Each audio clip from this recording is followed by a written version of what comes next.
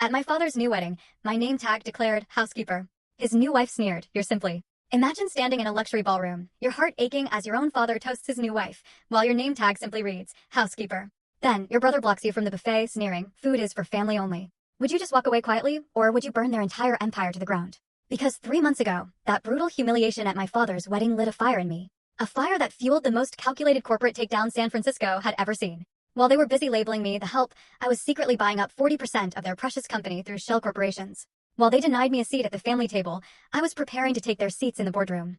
My name is Victoria Sterling. I'm 32 years old, and this is the story of how being called housekeeper led to me putting my brother in handcuffs and my father into bankruptcy. Let me paint you a picture of the Sterling empire.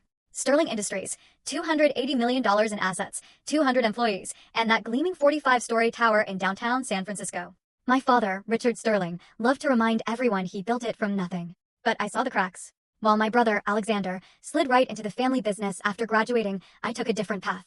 I graduated Harvard MBA with distinction in 2016 and founded Nexus Advisory.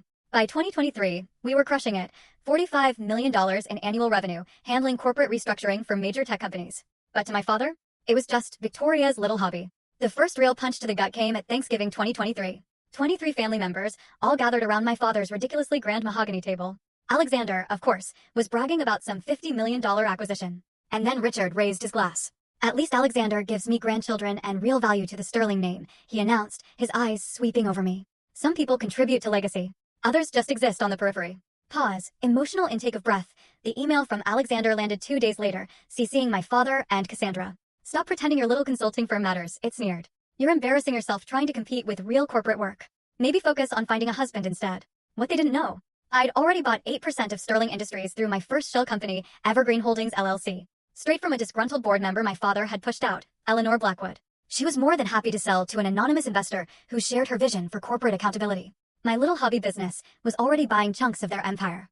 Funny, isn't it? 6 months earlier, I tried to propose a joint venture that would save Sterling Industries $30 million. He'd actually laughed. Full story video added in below.